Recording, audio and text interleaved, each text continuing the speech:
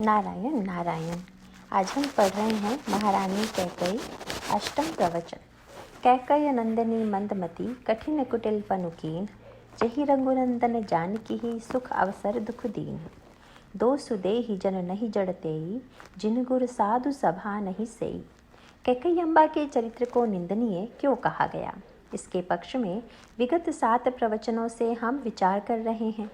लेकिन कैकई अम्बा अंततोगत्वा वंदनीय भी हैं, इस पक्ष को हमें नहीं भूलना चाहिए।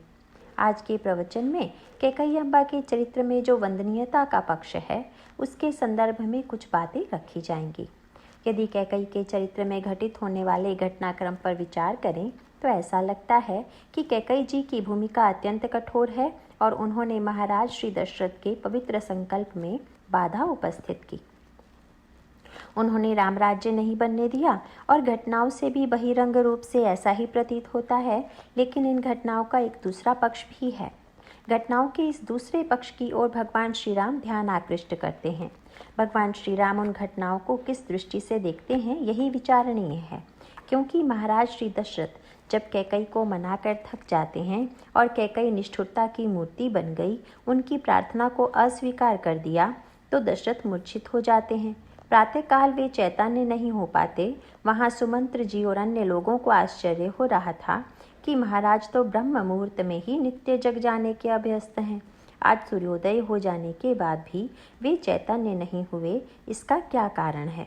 लोगों ने सुमंत्र जी से अनुरोध किया कि वे जाकर के पता लगाएं।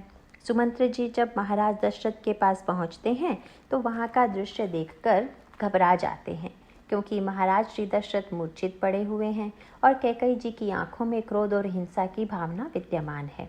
सुमंत्र जी महारानी जी से पूछते हैं कि महाराज के इस दुख का क्या कारण है। कैकई जी ने कहा कि पहले तुम राम को बुलाकर ले आओ, तब उसके पश्चात मैं बतलाऊंगी कि क्या घटनाएं यहाँ घटी हैं। यहाँ पर आनहु राम ही बेगी बुलाई, समाचार तब पूछे हूँ आई। एक बड़ी विचित्र सी बात सामने आती है और वह यह कि कैकई जी ने सीधे यह समाचार सुमंत्र को नहीं बताया। न बताने में कैकई जी का क्या उद्देश्य था? और जब उन्होंने श्री राम को बुलाने की आज्ञा दी तो उनके अंतर्मन में जो भावना विद्यमान थी वह बड़ी विचित्र थी। इतना सब कुछ हो जाने के बाद भी, श्री राम के प्रतिकूल इस प्रकार वरदान मांगने के बाद भी कैकई अम्बा के मन में कहीं ना कहीं एक बात बड़ी गहराई से बैठी हुई थी। गहराई में उनके विश्वास के साथ साथ एक विचित्र प्रकार का विश्वास है, वही इन शब्दों में बोल रहा है। महारानी कैकई को ऐसा लगा कि यदि सुमंत्र जी को मैं ये बातें बताऊंगी तो ये महामंत्री हैं और बड़े चतुर राजनीतिज्ञ हैं। पता नहीं ये मेरे मार्ग में कौन सी बाधा उत्पन्न कर दें। हो सकता है कि ये ऐसी स्थिति उत्पन्न कर दें कि जिससे मेरे दोनों वरदानों की पूर्ति न हो सके। परंतु बड़ी विचित्र बात है, जब उन्होंने राम को बुलाने के लिए कहा तो इतना सब हो जाने के बाद भी कहीं ना कहीं उनके मन में यह विश्वास था कि राम मेरे कहने पर वन चले जाएंगे। संशय तो उनके जीवन में दिखाई ही देता है, परंतु संशय के साथ साथ राम के प्रति विश्वास भी है कि मैं राम के प्रति चाहे जितनी निष्ठुर हो जाऊं, भले ही मैं राम को वन जाने की आज्ञा दे रही हूं, परंतु राम के शील पर कहीं ना कहीं मेरे मन में विश्वास है। इसी शील पर विश्वास से प्रेरित होकर वे कहती हैं कि तुम पहले राम को बुलाकर ले आओ, तब मैं कुछ बताऊंगी। सुमंत्र जी आते हैं और श्री राम को बुलाकर ले आते हैं। भगवान श्री राघवेंद्र ने जब कोप भवन का दृश्य देखा तो वे मानवीय लीला में यह कल्पना करने लगे कि कोई न कोई ऐसी घटना घटित हुई है कि जिससे आज राज्याभिषेक की घड़ी टलने वाली है। राज्याभिषेक नहीं होने वाला है। श्री राम ने माँ और दशरथ जी दोनों के चरणों में प्रणाम किया और फिर माँ से पूछा और निवेदन किया कि पिताजी तो बड़े धैर्यशाली हैं, इस समय ये दुखित और मूर्छित जैसे प्रतीत हो रहे हैं, इसका कारण मुझे बताइए जिससे मैं उसका निवारण कर सकूं। पिताजी मुझसे नहीं बोल रहे हैं, इसका कारण यह तो नहीं है कि पिताजी मेरे किसी अपराध से रुष्ट हो गए हैं। कैकई ने अपनी भूमिका प्रारंभ की। इस भूमिका में सरलता तो नहीं है, उसकी चतुराई दिखाई दे रही है। उन्होंने श्री राम से यह कहा कि तुम अपराध जो गुण नहीं ताता। राम, तुम्हारे द्वारा भला कोई अपराध हो सकता है? उसके साथ साथ उन्होंने श्री राम की प्रशंसा की। स्वयं उनको अपनी प्रशंसा प्रिय लगी, इसीलिए उसने सोचा कि राम को भी अपनी प्रशंसा प्रिय लगेगी। व्यक्ति का यह स्वभाव है कि वह अपना ही प्रतिबिंब दूसरे को भी मानता है। कैकेयी जी को ऐसा लगा कि यदि राम से कार्य लेना है तो राम की भी प्रशंसा करनी चाहिए और प्रशंसा भी समयानुकूल होनी चाहिए। यदि किसी को युद्ध में भेजना हो तो उसकी यह कहकर प्रशंसा की जाए कि आप तो बड़े भारी दानी हो, तो यह बेतुकी प्रशंसा हो जाएगी। और हम यदि उससे यह कहें कि आपको शरीर और प्राण से मोह नहीं है, आप बड़े वीर हैं और आप युद्ध में जाइए, तो यह प्रशंसा सार्थक है। किसी से कुछ लेना है और हम यह कहकर प्रशंसा करें कि आप तो बड़े उदार और दानी हैं, तो यह सार्थक है। कैकेयी जी ने जो भूमिका बांधी वह बड़ी चतुराई की भूमिका है। प्रशंसा के द्वारा वे श्री राम से कार्य लेना चाहती हैं। उन्होंने यह प्रशंसा की कि तुम अपराध जोगु नहीं ताता। इसका अभिप्राय यह है कि मैं ऐसी प्रशंसा कर दूं कि यदि राम नहीं भी करना चाहें तो नहीं न कर पाएं। और उसके साथ साथ राम के लिए विशेषण जोड़ दिया, जननी जनक बंधु सुख दाता। तुम तो माता पिता और भाई को सुख देने के अभ्यस्त हो। तात्पर्य यह है कि तुम यदि तुम जननी को प्रसन्न करने वाले हो तो मेरी बात मान लो। पिताजी को प्रसन्न करने का तुम्हारा व्रत है तो पिताजी के संकट में उनके सत्य की रक्षा करो। और यदि तुम भाई को सुख देने वाले हो तो अपने छोटे भाई के लिए राज्य छोड़ दो। वस्तुतः तुम्हारी जो विशेषताएं हैं वे आज कसौटी पर हैं, पर मुझे विश्वास है कि तुम उस पर खरे उतरोगे। मैं तो तुम्हें ऐसा मानती हूँ। बस राम, केवल समस्या यह है कि महाराज श्री ने मुझे 2 वरदान कभी मांग लेने का प्रस्ताव दिया था और जो मुझे प्रिय लगा वे 2 वरदान मैंने मांग लिए। उन 2 वरदानों को सुनकर ही महाराज श्री की यह विचित्र दशा हो गई है। इस समय वे बड़े धर्म संकट में हैं और तुम यदि चाहो तो इस धर्म संकट से उनका उद्धार कर सकते हो। मैंने भरत के लिए राज्य और तुम्हारे लिए 14 वर्ष का वनवास मांगा है। क्या तुम इसे स्वीकार करके पिताजी की समस्या का समाधान करोगे? कैकेयी जी के मन में एक विचित्र अंतर्द्वंद्व था। एक और वे प्रशंसा भी कर रही थी, दूसरी ओर कहीं न कहीं उनके मन में यह धारणा भी थी कि राम मेरी बात नहीं टालेंगे। फिर भी मानवीय स्वभाव के अनुसार कहीं न कहीं यह भी तीव्र आशंका थी कि मैंने जो वरदान मांगा है वह सचमुच इतना कठिन है कि क्या राम इसे सरलता से पूरा कर सकेंगे। उनके मन में तो इतना तो निश्चित ही था कि इसको सुनकर राम के मुख पर दुख और विवशता का चिन्ह तो अवश्य आएगा। लेकिन कैकेयी जी ये देखकर आश्चर्यचकित रह गई कि उनकी बात सुनकर भगवान श्री राघवेंद्र के होठों पर हंसी फूट पड़ी। राम मुस्कुराने लगे। यद्यपि सारा वातावरण आंसुओं से ओतप्रोत था, पर भगवान राम के होठों पर हंसी थी। उन्होंने माँ से हंसकर कहा, मन मुस्काई भानु कुल भानु। गोस्वामी जी ने भी राम का बड़ा सार्थक नाम लिया कि राम सूर्यवंश के सूर्य हैं। इस उपाधि के पीछे एक विशेष कारण है। इसके पहले श्री राम को अन्य उपाधियां भी दी गई और उन उपाधियों के द्वारा इन घटनाओं की राम के चरित्र पर क्या प्रतिक्रिया हुई इसका संकेत दिया गया है। जिस समय सुमंत्र जी के साथ राम कैकेयी के महल में जा रहे थे, उस समय उनके लिए गोस्वामी जी ने कहा, रघुकुल दीप ही चले उलेवाई। रघुकुल के दीपक श्री राम हैं, उनको लेकर सुमंत्र जी जा रहे हैं। जो व्यक्ति अपने वंश की कीर्ति को उज्जवल करता है, प्रकाशित करता है, उसको वंश के दीपक हैं ऐसा कह करके प्रशंसा की जाती है। लेकिन राम को रघुकुल दीपक कहा गया। दीपक प्रकाश तो करता है, परंतु दीपक के साथ कुछ समस्याएं भी हैं। जब तक तेल या घी और बाती अथवा उसको जलाने की शक्ति न मिले तब तक दीपक नहीं जलेगा। दीपक में अपना प्रकाश नहीं है। संसार के अधिकांश व्यक्तियों में जो प्रकाश है वह सचमुच दीपक की तरह है। जैसे दीपक को जलने के लिए तेल या घी चाहिए, वैसे ही लोगों की चमक के लिए धन, बुद्धि या बल, कोई ना कोई प्रेरक चाहिए। लेकिन यहाँ तो राम का पद छिलने वाला है, तो ऐसा लगेगा कि दीपक जल रहा है, लेकिन किसी अचानक आंधी से या हवा के झोंके से दीपक बुझ गया। लेकिन श्री राम की प्रतिक्रिया क्या हुई? राम जब जा रहे थे तब रघुकुल दीपक थे, लेकिन जब वे वहां पहुंचे और पहुंचने पर उनको लगा कि राज्याभिषेक में कोई बाधा पड़ने वाली है, तो प्रकाश बुझ नहीं गया।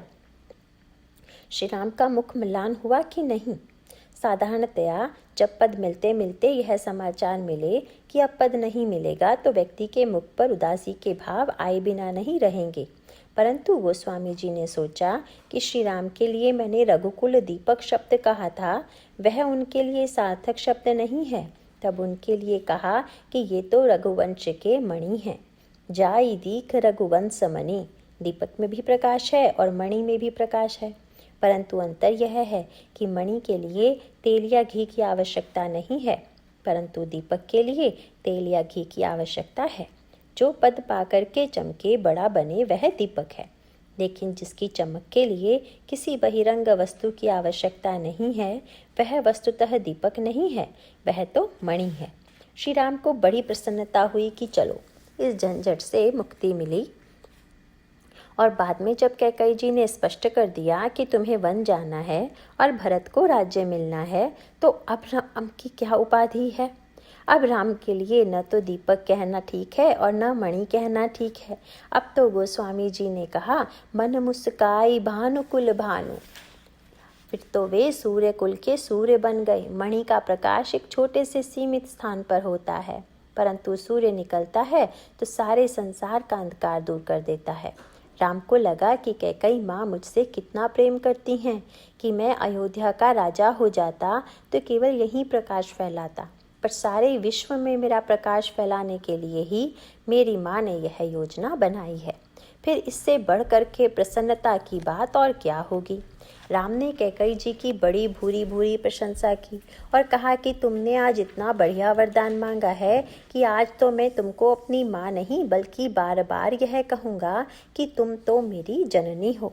सुनु जननी सोई सुत बड़ भागी, जो पितु मातु वचन अनुरागी, तनय मातु पितु तोष निहारा, दुर्लभ जननी सकल संसारा। श्री राम कैकेयी जी के लिए बार बार जननी शब्द का प्रयोग करते हैं। शरीर की दृष्टि से कैकेयी श्री राम की जननी नहीं है, क्योंकि जिसके गर्भ से जन्म होता है वह जननी है, और अन्य के लिए माँ शब्द का प्रयोग कर सकते हैं पर जननी का नहीं। राम का कहना है कि मैं दावे के साथ कहता हूँ कि मेरी जननी कैकेयी है। क्यों? राम ने कहा कि प्रत्यक्ष प्रमाण मिल गया, और वह यह है कि बालक जब बड़ा हो जाता है और बोलने लगता है तो उसकी भाषा सब समझ लेते हैं, पर जब बालक के पास बोलने की शक्ति नहीं होती, केवल रोता है, तब उस बालक की इच्छा को और उसकी आवश्यकता को जो उसकी जननी है वही समझ पाती है और उसे पूरा कर देती है। सिद्ध हो गया कि तुम मेरी जननी हो। मेरे मन में एक इच्छा थी, पर मैं डर के मारे किसी से कह नहीं पाया। जब वशिष्ठ जी से राम को अपने राज्याभिषेक का समाचार मिला तो राम सहज सहम गए, चुप हो गए, बोले नहीं, क्योंकि पिताजी ने संदेश भेजा है, गुरु कह रहे हैं, मैं कैसे इसका खंडन करूं। लेकिन जब गुरुजी चले गए तो राम व्याकुल हो गए और कहा कि जन्मे एक संग सब भाई, भोजन से अन खेली लरिकाई, करण वेद उपबीत बियाहा, संग संग सब भय उछाहा, बिमल बंस यहु अनुचित एकु, बंधु बिहाई बड़े ही अभिषेकु। श्री राम पश्चाताप कर रहे हैं पर किसी से कह नहीं पा रहे हैं। कौशल्या जी भी प्रसन्न हैं कि कल श्री राम को राज्य मिलने वाला है। दशरथ जी योजना बनाए हुए हैं कि कल राम को सिंहासन पर बैठाऊंगा। गुरु जी प्रसन्न हैं कि कल मैं राम को राज तिलक करूंगा। अयोध्या के नागरिक आनंद के उल्लास में नगर सजा रहे हैं। भगवान ने कहा कि प्रत्येक व्यक्ति प्रसन्न हो रहा था, पर मेरी आकांक्षा को किसी ने नहीं जाना। लेकिन आज जब तुमने यह कहा कि राज्य भरत को मिलेगा तो मैं यह समझ गया कि मेरी जननी तो तुम ही हो, क्योंकि मैं कुछ भी नहीं कह पाया और तुमने बिना कहे ही मेरी बात को सुन लिया, समझ लिया और उसे पूरा करने की योजना बना दी। इससे सिद्ध हो जाता है कि शारीरिक दृष्टि से भले ही कौशल्या जी मेरी जननी हैं, फिर भी वे मेरे हृदय की भावना को नहीं समझ पाई। मेरा सुख किस में है वह यह नहीं समझ पाई, पर तुमने समझ लिया। इसीलिए मैं कहूँगा कि तुम मेरी जननी हो। और आगे प्रशंसा करते हुए कहा कि तुमने तो इतना अच्छा वरदान मांगा है कि अगर कोई व्यक्ति इतना मूर्ख हो कि वह कल्पतरु को छोड़कर रेंड के वृक्ष को महत्व दे और अमृत को छोड़ करके विष को पिए, तो मुझे विश्वास है कि ऐसे मूर्ख के सामने भी यदि ऐसा प्रस्ताव रखा जाए तो वह स्वीकार किए बिना नहीं रहेगा। से वही अरंडु कल्पतरु त्यागी, परिहरि अमृत लेहि विष मागी, तेउ न पाई अस समउ चुकाही, देखो विचारी मातु मन माही। तुम विचार करके देखो।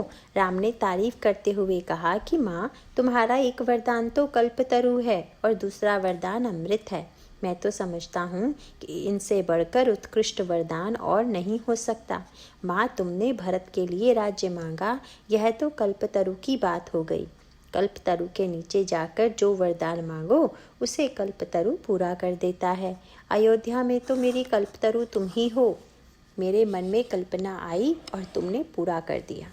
इस प्रकार भरत का राज्य मांगना मेरे लिए कल्पतरु है। माँ, तुमने तो उससे भी महान कार्य किया है, क्योंकि कल्पतरु तो जो इच्छा की जाए, जो कल्पना की जाए, उतना ही फल देता है। लेकिन तुमने तो श्रेष्ठतम कार्य किया है। यह कितना मंगलमय है, कितना उत्कृष्ट है। यह राघवेंद्र ही जानते हैं कि वे आगे चलकर भी बार बार इसी बात पर बल देते हैं कि कैकेयी जी ने जो कुछ किया वह देखने में क्रूर और कठोर प्रतीत होता है, इसमें संदेह नहीं। लोगों को आघात भी लगा, पर श्री राम की मान्यता यह थी कि यदि विचार करके देखें तो बिना कैकेयी जी की भूमिका से जो श्रेष्ठतम उद्देश्य प्रकट हुआ, वह श्रेष्ठतम लक्ष्य किसी भी तरह से पूरा ही नहीं हो सकता था। कहीं कहीं तो ऐसा होता है कि मधुरता भी होती है और मंगल भी होता है, पर कहीं कहीं मधुरता नहीं होती, कठोरता होती है, कड़वापन होता है। यह गुणकारी औषधि की कड़वाहट है, जिसे स्वस्थ होने पर व्यक्ति भूल जाता है। कैकेयी जी ने जो कुछ किया उसका अंतिम परिणाम समाज के लिए कितना उत्कृष्ट हुआ, यदि इस पर विचार करें तो कोई भी कैकेयी अम्बा को दोष नहीं देगा। यह प्रभु का पक्ष है। भगवान राम कैकेयी की इतनी प्रशंसा क्यों कर रहे हैं और उनके वरदान को अमृत कह रहे हैं, इसका तात्पर्य क्या है? इसको गोस्वामी जी ने बड़ी ही सुंदर रीति से प्रस्तुत किया। कैकेयी जी के जीवन में जो विकार उत्पन्न हुए उसके मूल में एक बड़ी विचित्र बात कही गई कि देवताओं की प्रेरणा से सरस्वती जी ने मंथरा की बुद्धि बदली और उसके प्रभाव से कैकेयी जी बदल गईं, और सरस्वती ने जो कुछ किया उसके पीछे श्री राम की प्रेरणा थी, श्री राम की इच्छा थी। बड़ा विचित्र निष्कर्ष निकला। दुर्गुणों के मूल में कौन है?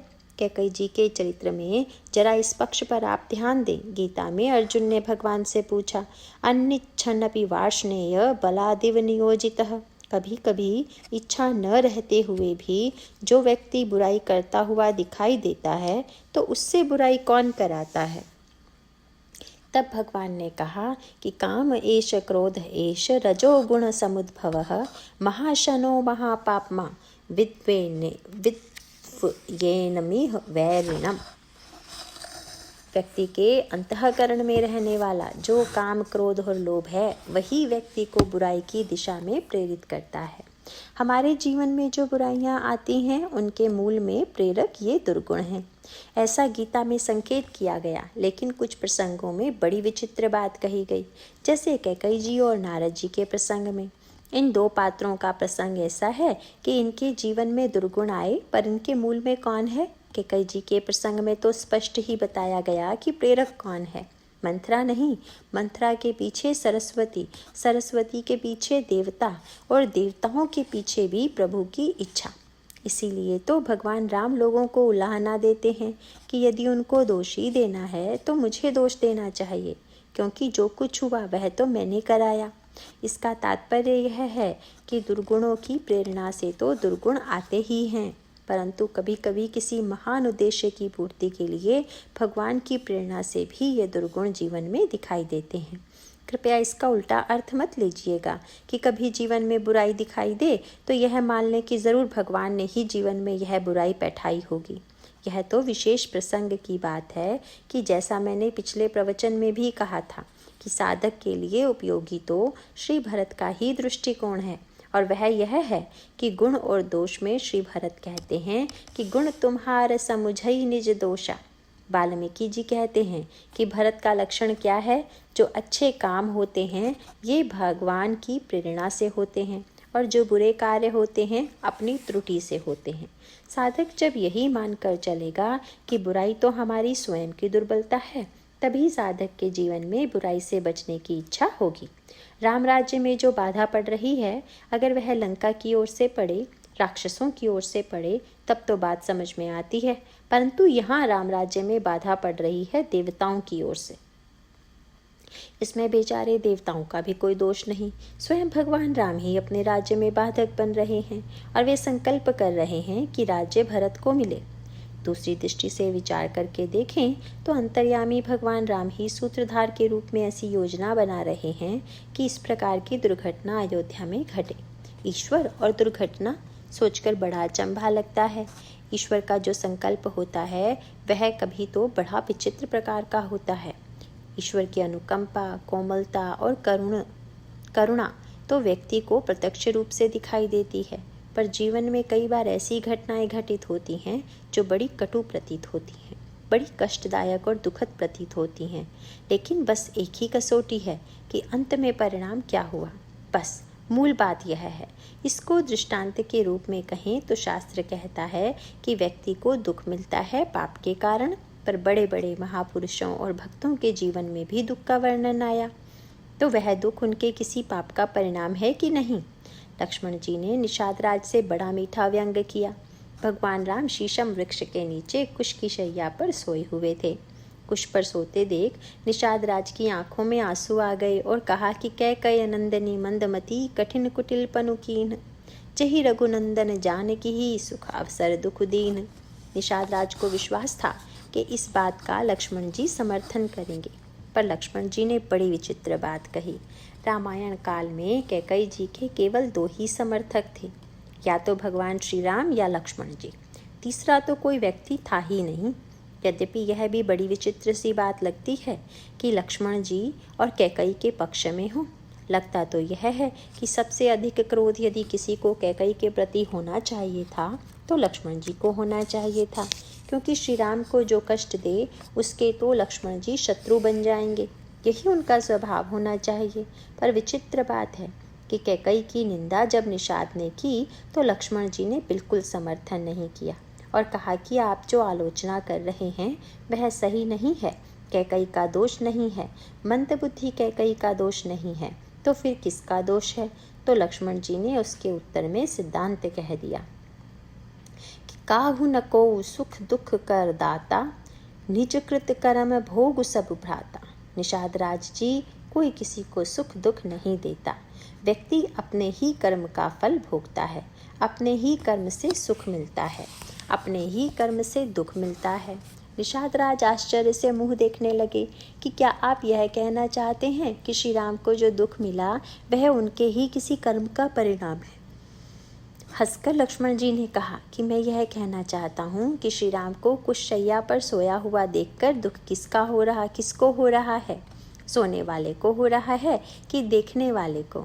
श्री राम से जाकर पूछा जाए कि आपको कुशशैया पर सोकर कैसा लग रहा है, श्री राम को तो इससे सुख मिल रहा है। यदि किसी को दुख मिल रहा हो तो यह उसके पाप का परिणाम भले ही हो, लेकिन जिसको स्वयं आनंद का अनुभव हो रहा है भले ही वह प्रतिकूलता हो, यह तो अपनी अनुभूति पर निर्भर है। लक्ष्मण जी ने सारा दृष्टिकोण बदल दिया। इसकी कसौटी एक ही है कि अगर दुख आने पर भगवान भूल जाएं तो समझ लीजिए पाप का परिणाम है, और दुख आने पर यदि भगवान की याद और भगवान का प्रेम बढ़ जाए तो समझ लीजिए कि वह दुख पाप का परिणाम कभी नहीं है, वह तो न जाने कितने ऊंचे पुण्य का परिणाम है कि जो भगवान के पास पहुंचने के लिए मिल रहा है। कसौटी यही है। घटनाओं को देखकर निर्णय कीजिएगा तो भ्रम होगा। इसीलिए सांकेतिक भाषा क्या है, कसौटी यह है कि अंत में परिणाम क्या हुआ। देखिए, नारद जी के जीवन में और कैकई जी के जीवन में ईश्वरीय प्रेरणा दिखाई देती है। देवर्षि नारद के चरित्र के 2 पक्ष हैं। एक पक्ष तो वह है जब उन्होंने हिमालय की उपत्यका में बैठे हुए काम, क्रोध एवं लोभ तीनों को जीत लिया, और नारद का एक चरित्र यह है कि जब वे विवाह के लिए बेचैन होकर के भगवान से सुंदरता मांगते हैं कि जिससे मेरा विवाह हो जाए। कौन से नारद महान हैं कि जो विवाह के लिए बेचैन हैं, कि वे जिन्होंने काम, क्रोध एवं लोभ को जीत लिया है।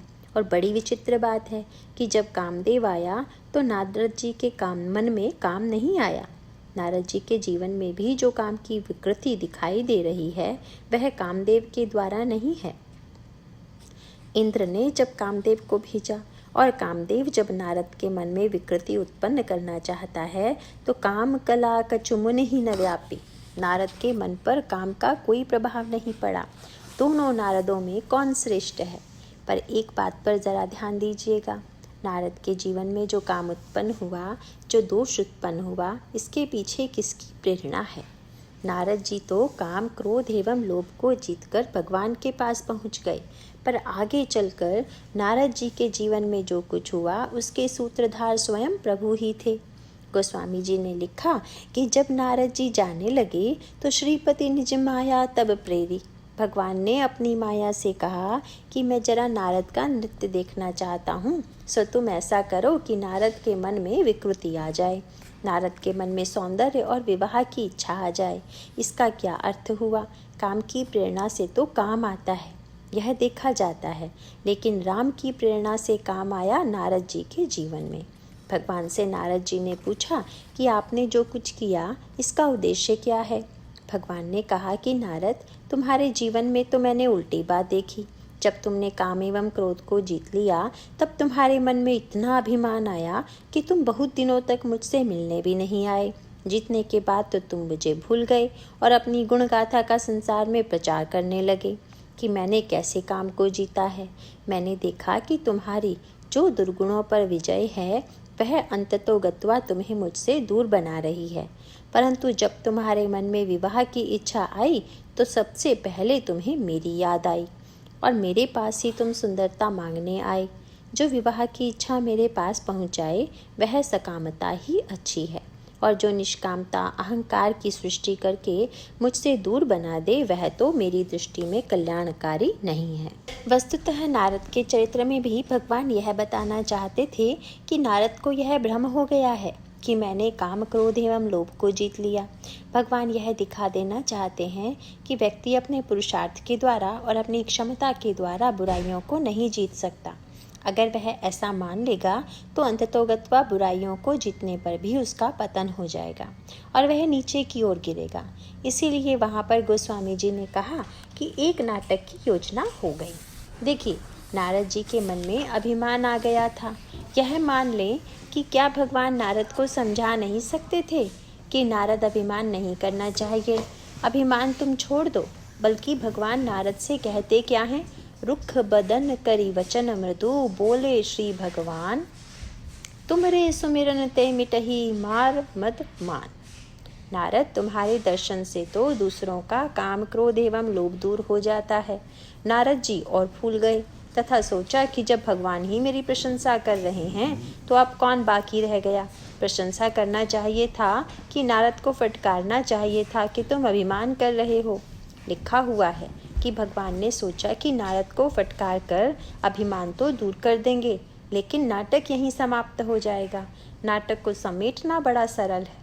मान लीजिए नाटक 2.5 घंटे का है, परंतु सचमुच कोई चाहे तो 10 मिनट में ख़त्म कर सकता है। नाटक तो नाटक है। मान लीजिए धनुष यज्ञ हो रहा है, उसमें देश देश के राजा आए हुए हैं।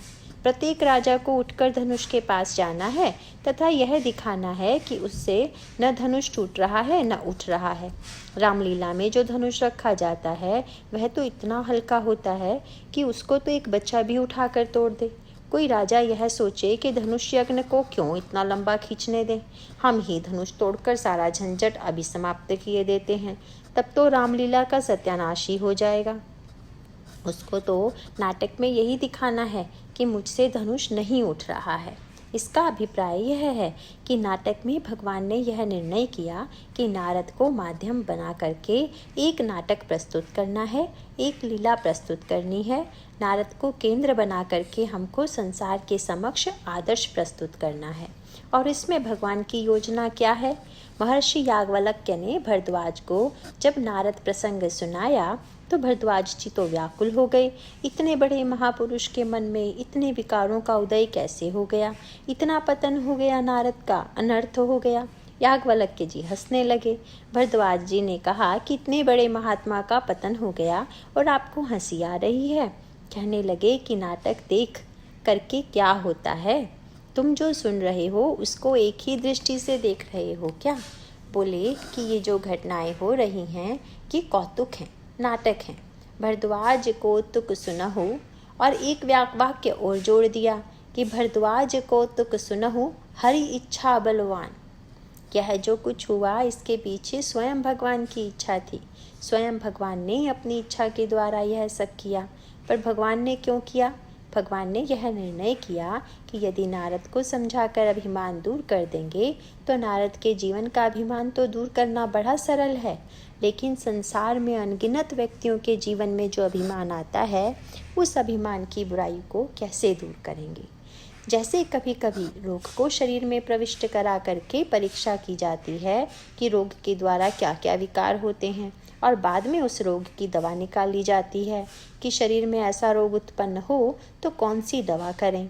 उसी प्रकार से भगवान ने यह कहा कि अभिमान की बुराई पूरी तरह से संसार के सामने प्रकट हो और संसार का कल्याण हो।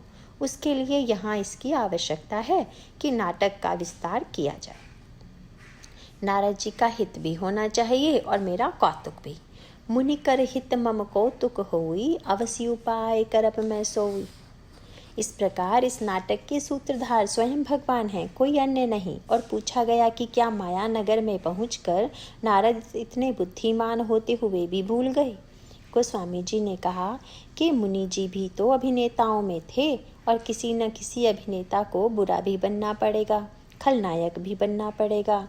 अगर प्रत्येक अभिनेता यही कहे कि हम तो श्रेष्ठ व्यक्ति का ही अभिनय करेंगे तो नाटक नहीं होगा। अभिनय में तो जो काम जिसको दे दिया जाए उसको करना चाहिए। नारद जी क्यों जा रहे हैं? गोस्वामी जी ने नारद जी को भी उपाधि दी, मुनि कौतुकी नगर तेहि गयो। अगर भगवान कौतुकी थे तो नारद भी उन्हीं के भक्त हैं, वे भी कौतुकी हैं। नारद जी चले गए, फिर रुद्रगण क्यों गए? रुद्रगणों को भला क्या आवश्यकता थी कि वहां जाकर हंसी उड़ाने लगें? तुरंत वही शब्द शंकर जी के गणों के लिए भी जोड़ दिया गया। प्रवेश देखत फिरही परम कौतुकी तोय। वे दोनों भी परम कौतुकी थे। परम क्यों? इसलिए कि आगे चलकर इन बेचारों को रावण कुंभकर्ण बनना पड़ा। जो नाटक में रावण और कुंभकर्ण भी बनने को तैयार हो जाएं, वह अभिनेता पक्का है, इसमें संदेह नहीं। इस प्रकार नाटक की एक योजना बन गई। विश्व रंगमंच पर चरित्र का आदर्श प्रस्तुत करना है, और इसके लिए नारद को केंद्र बनाया गया, और उसके मन में एक के बाद दूसरी बुराई और दूसरी के बाद तीसरी बुराई, और उसकी पराकाष्ठा तब हुई जब नारद ने देखा कि विश्व मोहिनी को तो भगवान लेकर चले गए, और सरोवर में अपना मुख देखा तो पता चला कि मुझे तो भगवान ने बंदर की आकृति दे दी है। और इतना क्रोध आया कि निर्णय कर लिया, देहूं श्राप की मारी हूं जाई, देहूं श्राप की मरी हूं जाई। मैं भगवान को शाप दे करके दंड दूंगा या मर जाऊंगा। हम भगवान के पास चलें। तब नारद भगवान की ओर चले तो भगवान स्वयं मन ही मन बड़े प्रसन्न हुए कि नारद, तुम्हारे जीवन की यह बात बड़ी अच्छी है कि काम आया तो मेरे पास चले आए, जब क्रोध आया तो मेरी ओर चले आ रहे हो। चलो, कहीं और तो नहीं जा रहे हो, मेरी ओर ही तो आ रहे हो। नारद से भगवान बीच मार्ग में ही मिल गए। बोले, कष्ट क्यों करोगे? तुम मुझसे मिलना चाहते हो तो लो, मैं ही आ गया। और पूछा नारद से, मुनि कहाँ चले विकल की नाई। देवर्षि ने क्रोध में भगवान को कहना प्रारंभ किया, और आपने सारा अनर्थ कर दिया। मुझे हंसी का पात्र बनाया, बंदर बनाया, और अब इतने भोले बनकर पूछ रहे हैं कि मुनि जी कहाँ जा रहे हैं। बिगड़ कर लगे भगवान को फटकारने। परम स्वतंत्र न सिर पर कोई, भावई मन ही करहु तुम सोई, भले ही मंद मंदे ही भल करहु, विस्मय हर्ष नहीं कछु धरहु, डह की परिचेहु सब काहू, अति असंख मन सदा उछाहू, कर्म शुभाशुभ क तुम ही न बाधा, अब लगी तुम ही न काहू साधा, भले भवन अब बायन दीन्हा, पाव हुगे फल आपन कीन्हा। भगवान की ऐसे कठोर शब्दों में निंदा की। असुर सुरा विष शंकर ही, आपुरा माँ मणि चारु, स्वार्थ साधक कुटिल तुम, सदा कपट व्यवहारु। केवल कठोर शब्द ही नहीं कहा, बल्कि भगवान को शाप दे दिया और कहा कि मैं तुमसे बदला ले रहा हूँ। तुमने मेरा विवाह नहीं होने दिया तो तुम्हें पत्नी के वियोग में रोना पड़ेगा, और तुमने मुझे बंदर की आकृति दी है, तो बंदर तुम्हारी सहायता करेंगे और तुमको महान संकट उठाना पड़ेगा। विकृति आई नारद में तो भगवान को शाप दे दिया। भगवान को तो कहना चाहिए था कि मैं तो तुम्हारी दवा कर रहा था और तुम मुझ पर प्रहार कर रहे हो, लेकिन भगवान तो प्रसन्न हो गए। लिखा हुआ है, श्राप ससी शीस धरी हर्षिहिय प्रभु बहु विनती कीन्ही। नारद जी ने बाद में भगवान से पूछा कि मैं आप पर बिगड़ रहा था और आपके लिए अशिष्ट शब्दों का प्रयोग कर रहा था, तब आप प्रसन्न क्यों हो रहे थे? भगवान ने कहा कि नारद, तुम्हारी पुरानी स्तुति सुनते सुनते ऊब गया था। तुमने जो यह नया स्तोत्र पाठ किया, यह तो सचमुच तुम्हारे मुँह से नया ही लगा। जो कुछ भक्त मुझे कहता है वह सब मुझे अच्छा लगता है। जैसे बालक रूठकर भी अंततोगत्वा माँ की गोद में बड़े प्यार से चला जाता है, पर कभी उसके मन में यह भावना आ जाती है कि माँ बड़ी कठोर है, माँ बड़ी बुरी है, माँ मेरा ध्यान नहीं रखती है, परंतु उस समय भी माँ बालक के अपनत्व को देखकर ही प्रसन्न हो जाती है कि बालक बेचारा क्या करे, इसको मेरा सहारा छोड़कर किसका सहारा है। नारद, तुमने शाप दे दिया, लेकिन तुम्हारा शाप सुनकर भी मुझे हंसी आए बिना नहीं रही। तुम जैसे संत कितने भी बदलें पर बदल नहीं सकते। देख लो, तुम भी अपने स्वभाव को बदल नहीं पाए। तुमको तो शाप भी देना नहीं आता। तुमको तो शाप देना चाहिए था कि तुमने मेरा विवाह नहीं होने दिया, अगले जन्म में तुम्हारा भी विवाह नहीं होगा। पर तुमने यह कहा कि पत्नी के वियोग में तुम्हें रोना पड़ेगा, तो इसका अर्थ हुआ कि विवाह का वरदान तो तुमने दे ही दिया। मैंने तो तुम्हारा विवाह रोका और तुम मेरा विवाह करा रहे हो।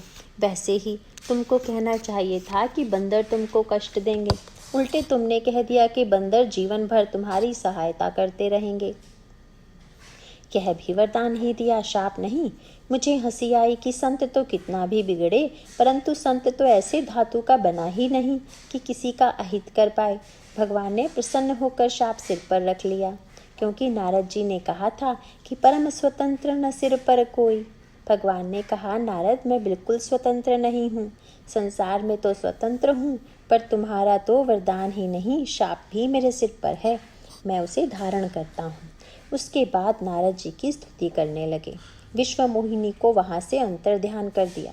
नारद जी का सारा भ्रम दूर हो गया, माया दूर हो गई। जब हरि माया दूर निवारी, नहीं तह रमान राजकुमारी। तब मुनि अति सभीत हरि चरना, गए पाहि प्रणतानति हरना। पुनः नारद जी ने भगवान के चरणों को कसकर पकड़ लिया और कहा कि मृषा हो मम श्राप कृपाला, मैंने जो आपको शाप दिया है वह सब झूठा हो जाए। तब भगवान ने नारद का मुंह बंद कर दिया, क्योंकि इतनी कठिनाई से तो नाटक की योजना बनी और तुम शाप वापस लेकर के सब बिगाड़ दे रहे हो। अरे भाई, तुम्हारे कारण तो राम के रूप में मेरा जन्म होगा। तुम इतने महान हो कि भक्ति और उपासना के द्वारा तो लोग मुझे अवतार लेने के लिए बाध्य करते ही हैं, परंतु तुम जैसा संत मुझे शाप के द्वारा भी लोक कल्याण के लिए अवतरित होने के लिए बाध्य कर रहा है, और उसके द्वारा आगे चलकर महान चरित्र और आदर्श आने वाला है। इसीलिए तुम इस शाप को वापस मत लो, तुम्हारा शाप बना रहे और मैं जो नाटक करना चाहता था उस नाटक का विस्तार हो। इसका अभिप्राय यह है कि कभी कभी ऐसे पात्रों के माध्यम से भगवान जब किसी श्रेष्ठतम आदर्श की सृष्टि करना चाहते हैं, तो उस समय भगवान जो लीला करते हैं वह देखने में बड़ी अटपटी और बड़ी कठोर प्रतीत होती है, परंतु अंतिम परिणाम की दृष्टि से देखें तो यही सत्य वस्तुतः कैकेयी अम्बा के संदर्भ में है। भगवान राम की एक महती योजना थी और उस योजना में कैकेयी जी ने जो कुछ किया वह किए बिना योजना क्रियान्वित नहीं हो सकती थी। और वह योजना क्या थी, इसको गोस्वामी जी ने आध्यात्मिक रूप देते हुए कहा है। पुराणों में देवासुर संग्राम का वर्णन आता है। उसमें देवता मरते थे और दैत्य जीवित रहते थे। इसमें बड़ा विचित्र व्यंग आया कि दैत्यों के गुरु शुक्राचार्य जी दैत्यों को जीवित कर देते हैं और देवता मर जाते हैं। यह जीवन का कितना बड़ा सत्य है। हम लोगों के जीवन में भी यही दिखाई देता है कि दुर्गुण अमर हैं और गुण मरने वाले हैं। अवगुणों को मिटाने पर भी वे बार बार जन्म ले लेते हैं और गुण मर जाते हैं। जब गुण मर जाए और इसकी चिंता हो तब कहाँ जाना चाहिए। देवता व्याकुल होकर के भगवान के पास आ गए।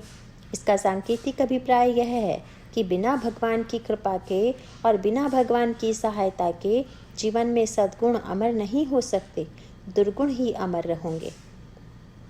श्रीमद् भागवत में यह सांकेतिक वर्णन आता है कि देवकी जी के गर्भ से भगवान के पहले जितने बालकों का जन्म हुआ, कंस ने उन बालकों को मार डाला। ये भगवान से पहले जो जन्म लेते हैं ये सब सद्गुण हैं, सद्विचार हैं, लेकिन उनके जन्म लेते ही देहाभिमानी कंस उन्हें मार डालता है और इससे अंत में निराशा और व्याकुलता उत्पन्न होती है। वसुदेव और देवकी को ऐसा लगता है कि हाय हाय, हम तो अपने बच्चों को बचाने में भी समर्थ नहीं हैं। यह केवल वसुदेव और देवकी ही बात नहीं है, न जाने कितने साधक यह अनुभव करते हैं कि हमारे जीवन में छोटे बच्चों के रूप में सद्गुण जन्म लेते हैं, परंतु यह कंस उनको जन्म लेते ही मार देता है और तब पूरी तरह से भगवान के प्रति शरणागति का उदय होता है कि मैं अपनी सामर्थ्य के द्वारा इन सद्गुणों को बचाने में समर्थ नहीं हूँ, आप ही कृपा करके आइए। और तब अंत में भगवान आते हैं। फिर सांकेतिक कथा आती है। जब बहुत दिनों के पश्चात मथुरा लौटे और उन्होंने देवकी जी से पूछा कि आप क्या चाहती हैं, तब देवकी जी के मुंह से यही निकला कि मेरे जिन पुत्रों को कंस ने मार दिया था, मैं उन पुत्रों को पुनः पाना चाहती हूँ, देखना चाहती हूँ। और तब वर्णन आता है कि भगवान कृष्ण ने उन पुत्रों को ला दिया। इसका अभिप्राय क्या है? बिना भगवान के आए जो सद्गुण समाप्त हो गए हैं, जब भगवान की कृपा हो जाती है तो वे ही पुनः जीवित हो जाते हैं। बिना भगवान के जो सद्गुण होगा वह अमर नहीं होगा। यही समस्या वहाँ थी। देवासुर संग्राम में जब देवता मरने लगे तब वे भगवान के पास आए और तब भगवान ने यह कहा कि तुम लोग दैत्यों से मिलकर समुद्र का मंथन करो और इससे जो अमृत निकलेगा वह हम तुम्हें पिला देंगे। बड़ी सूक्ष्म सांकेतिक कथा है। भगवान कहते हैं कि अमृत निकालने में प्रयत्न करना तो दोनों करेंगे, दैत्य और देवता, परंतु हम अमृत तुम्हें पिला देंगे और दैत्य सुरा पीकर मतवाले हो जाएंगे, तुम लोग अमर हो जाओगे और बाद में तुम लोगों से जो युद्ध होगा उसमें दैत्य पराजित हो जाएंगे। गोस्वामी जी ने कहा कि यहाँ पर भी भगवान के सामने यही समस्या थी। जैसे देवता और दैत्यों का युद्ध बाहर चलता है, इसी प्रकार से प्रत्येक साधक के जीवन में भी अच्छे विचार और बुरे विचारों का युद्ध चल रहा है और उसमें भी यही दिखाई दे रहा है कि अच्छे विचार सफल नहीं हो रहे हैं और बुरे विचार सफल हो रहे हैं। क्या करें? मानो भगवान राम से साधकों ने, भक्तों ने यह प्रार्थना की कि महाराज, हमारे जीवन में यह जो सद्गुणों की मृत्यु है, इसको हम कैसे रोकें? तो भगवान ने कहा कि समुद्र मंथन करना होगा, फिर से अमृत निकालना पड़ेगा। भगवान ने कहा कि उस समुद्र का मंथन तो देवता और दैत्यों ने मिलकर किया था, परंतु इस समुद्र का मंथन मैं करूँगा और अमृत निकालूंगा और उसको जो पिएगा वह अमर हो जाएगा।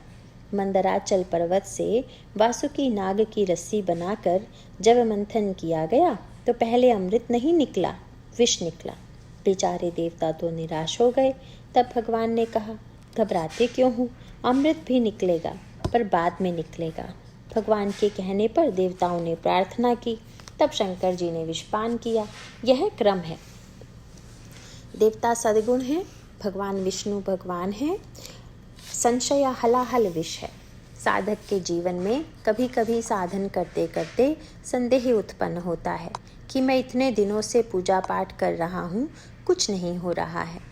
जब यह संशय का जहर निकल आता है तब भगवान बहुत बढ़िया उपाय बतलाते हैं कि संशय की विष ज्वाला से बचना असंभव है। जब शंकर जी ने विष की ज्वाला को पी लिया तब उसके बाद अमृत निकला, जिसे पीकर देवता अमर हो गए।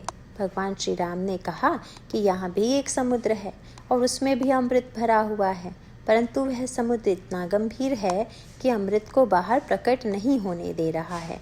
भरत ही समुद्र हैं जिनके भीतर प्रेम का अमृत छिपा हुआ है, परंतु भरत इतने संकोची हैं और अपने आप को इतना छिपा कर रखते हैं कि संसार के सामने भरत का प्रेम, भरत के गुण आ ही नहीं रहे हैं। भरत जी का स्वभाव बड़ा विचित्र है। विश्वामित्र जी लेने आए, लक्ष्मण जी साथ जा रहे हैं। यदि भरत चाहते और आग्रह करते कि हम भी प्रभु के बिना नहीं रह सकते, साथ जाएंगे, तो भरत जी का प्रेम प्रकट होता कि राम से कितना प्रेम करते हैं, कि साथ साथ जाने का आग्रह कर रहे हैं। विवाह के बाद मामा आए तो ननिहाल जाने के समय कह देते कि मैं तो प्रभु के पास ही रहूँगा, तो लोग समझ लेते कि भरत प्रेमी हैं। लेकिन भरत का स्वभाव बिल्कुल उल्टा है। भरत समुद्र में इतनी गहराई है कि उनको नापना बहुत कठिन है। कहते हैं कि प्रभु के साथ लक्ष्मण का जाना ही ठीक है, क्योंकि मैं तो संकोच के मारे प्रभु की कोई बात टाल नहीं पाऊंगा, इसीलिए उनकी सेवा नहीं बन सकेगी। और लक्ष्मण तो निसंकोच सेवा करने वाले हैं, प्रभु की बात टाल कर भी सेवा करेंगे, इसीलिए लक्ष्मण जी सेवा के लिए अधिक उपयोगी हैं। मैं साथ जाकर क्या करूँगा, मेरी कोई उपयोगिता नहीं है। श्री भरत में एक यह मूक समर्पण है, छिपा हुआ भाव विद्यमान है। भरत ननिहाल चले गए, इसका उद्देश्य क्या था? भरत को पता था कि उनकी माता के विवाह के समय यह वचन दिया गया था कि अयोध्या का राज्य भरत को मिलेगा। श्री भरत ने सोचा कि मैं अयोध्या से कहीं बहुत दूर चला जाऊं और इतने वर्षों तक मैं ननिहाल में रहूं कि मेरे पीछे श्री राम का राज्याभिषेक हो जाए और मेरे ननिहाल वालों की तरफ से कोई बाधा उपस्थित न हो। इसी उद्देश्य से अपने गुणों को छिपाकर श्री भरत 14 वर्षों तक ननिहाल में रह गए। भगवान भरत ने जो 14 वर्ष की वन यात्रा की, इसका उद्देश्य भी यही था कि भरत, तुमने मेरे गुणों को प्रकट करने के लिए इतना तप किया है, अब तुम्हारे गुणों को प्रकट करने के लिए मुझे भी 14 वर्षों का तप करना ही पड़ेगा। संसार के सामने तुम आना चाहते ही नहीं, तुम अपने को छिपाना चाहते हो, परंतु मैं तुमको प्रकट करना चाहता हूँ। इतने निरभिमानी श्री भरत हैं।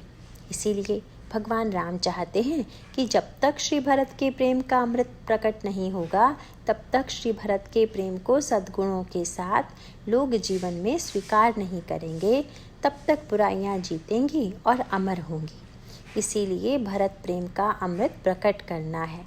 इसके लिए मंदराचल चाहिए, वासुकी नाग चाहिए। तो कहा, प्रेम अमय मंदरु बिरहु भरत पयोधि गंभीर मथि प्रगटेउ सुर साधु हित कृपा सिंधु रघुबीर। 14 वर्ष का वियोग ही मंदराचल पर्वत है। इसका अभिप्राय है कि कहीं 14 वर्ष का वनवास न हुआ तो श्री भरत का महान चरित्र, महान त्याग, महान आदर्श जो राम राज्य के निर्माण के लिए सचमुच चाहिए, वह संसार में प्रकट न होता। दशरथ जी तो मान बैठे थे कि राम को सिंहासन पर बैठाने मात्र से राम राज्य बन जाएगा, परंतु सचमुच जब तक भरत राज्य न हो, तब तक भरत जीवन में न आए, जब तक श्री राम भरत स्वयं आकर जीवन के दुर्गुणों को नष्ट न कर दें, तब तक राम का सिंहासन कहाँ लगेगा, राम किस सिंहासन पर बैठेंगे। इसीलिए भगवान श्री राघवेंद्र ने निर्णय लिया कि इस भरत समुद्र को मंथने के लिए 14 वर्ष के वियोग की मथानी चाहिए। जब मथानी पर ध्यान गया तो रस्सी भी चाहिए, और रस्सी भी कौन सी? वासुकी नाग की। रस्सी किसको बनाए? प्रभु ने कैकई अम्बा की ओर देखा कि तुम क्रियामयी हो, इसीलिए अब तुमको ही रस्सी बनना पड़ेगा। भले ही लोग तुम्हें सर्पिणी कहें, भले ही लोग तुम्हारी निंदा करें, लेकिन इसके द्वारा संसार के समक्ष जो आदर्श प्रकट होगा, वही सचमुच राम राज्य होगा। अभी यदि राम राज्य बना तो यह कहने को राम राज्य होगा। भगवान राम ने कहा कि माँ, तुमने जो यह वरदान मांगा कि राम तुम 14 वर्ष के लिए वन जाओ, बस मैं यही चिंता कर रहा था कि मैं कहाँ से मथानी लाऊं और कहाँ से रस्सी लाऊं। आप रस्सी स्वयं बन गई। इसमें तुम्हें चाहे जितना भी कष्ट हो, पर मैं यह समझता हूँ कि इससे भरत जैसे महान संत का चरित्र प्रकट होगा। इसीलिए जब कोई कैकई की आलोचना करता है तो भगवान राम कहते हैं कि तुम परिणाम की ओर क्यों नहीं देखते हो। मैंने चेष्टा की है कि संसार के सामने सच्चा प्रेम आए, और इसके लिए जो माँ निमित्त बनी, उस माँ को दोष देना ठीक नहीं है। यह प्रभु का पक्ष है। इसके बाद की चर्चा अगले प्रवचन में करेंगे। नारायण।